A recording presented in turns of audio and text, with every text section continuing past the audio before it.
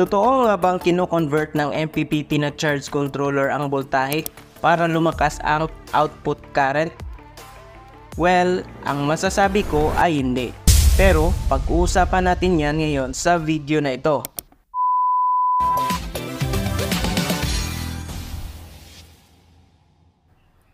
So, sa video natin ngayon ay pag-uusapan natin kung bakit nga ba tumataas ang output na kuryente ng mga MPPT solar charge controller.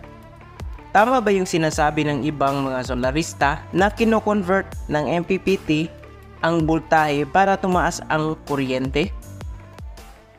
Pero bago yan ay shoutout muna sa inyong lahat na mga subscribers nitong Toolbox channel. At lalong lalo na sa mga bagong subscribers natin. Welcome po dito sa Toolbox channel. So, lagi kong nakikita sa mga Facebook post na tuwing may nagtatanong kung bakit nga ba tumataas ang output ng kuryente ng mga MPPT solar charge controller. Ang sinasagot ng mga kasama natin sa pagsusolar ay dahil nga daw ay kino-convert ng MPPT ang voltahe into kuryente o electric current. Yan daw ang dahilan. Kaya nga daw gaya nitong 100 watts na solar panel, kahit 4.76 amperes lang ang rated current nito, kung gagamit daw tayo ng MPPT charge controller ay pwedeng makaharvest ito ng hanggang 6 amperes or mas mataas pa. Pero mali, hindi yun pwede. Tama naman ang sagot na pwede itong makaharvest ng hanggang 6 amperes pataas, pero hindi nito kino-convert ang voltahe into kuryente. Para mas lalong maintindihan, ay simulan natin ang paglilinaw sa kung ano ang voltage at ano ang current. So, meron tayong illustration dito. Itong water tank at itong battery. Itong tubig ay ang ikukumpara natin sa electric charge na matatagpuan din sa loob ng battery. Itong tubig ay dadaloy dahil sa pressure na tumutulak dito.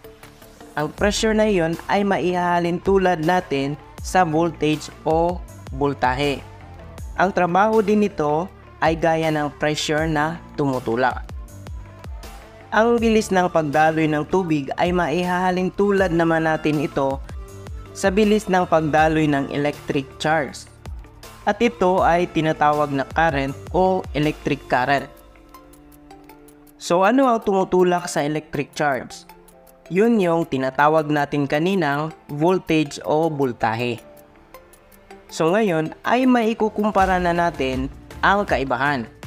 Ang voltage ay ang pressure na nagpapagalaw sa electric charge at ang current naman ay ang bilis ng paggalaw ng electric charge dahil sa pagtulak ng voltahe.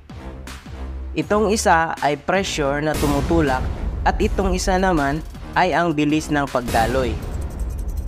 Makikita natin na ang layo ng pagkakaiba nila at silang dalawa ay may kanya-kanyang purpose o gamit. Kaya hindi pwedeng ma-convert ng MPPT ang sobrang voltahe ng solar panel into kuryente. Hindi basta-bastang bibilis ang daloy ng tubig kung babawasan natin ang pressure ng source nito.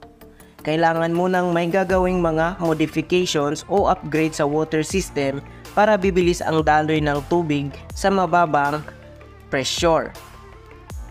At ito ang ginagawa ng mga MPPT na solar charge controller. So, ano nga ba ang ginagawa ng MPPT? Bakit parang kino-convert niya ang excess na voltahe ng solar panel into kuryente? So, ganito yan.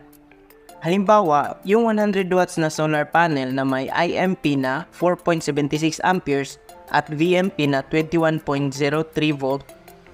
Kung PWM charge controller ang gagamitin mo para sa solar panel na ito, ay malamang nasa 4.76 amperes lang din ang makukuha mong maximum harvest ng solar panel mo.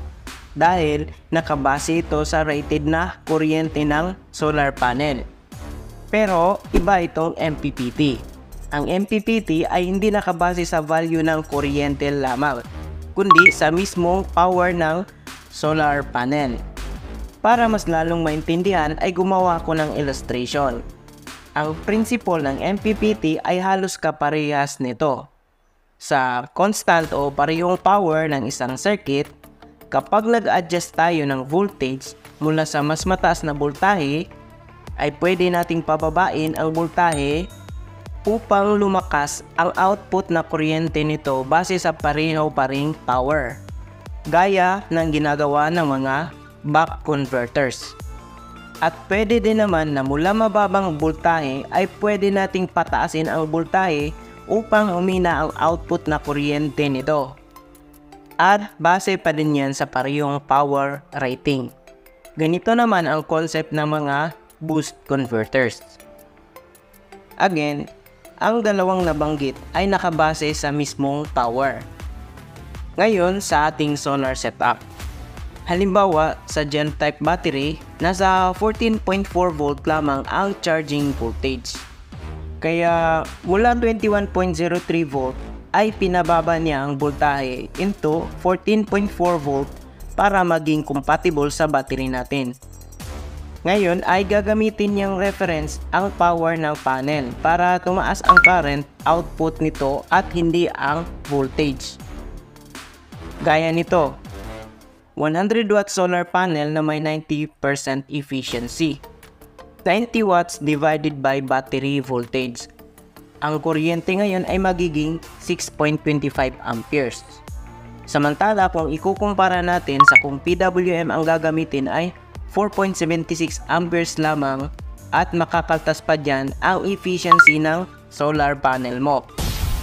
Again, ang MPPT ay hindi nagko-convert ng voltahe para tumaas ang output na kuryente nito, kundi ang power ang ginagawa niyang reference para makapaglabas siya ng mas mataas na current kumpara sa rating ng solar panel.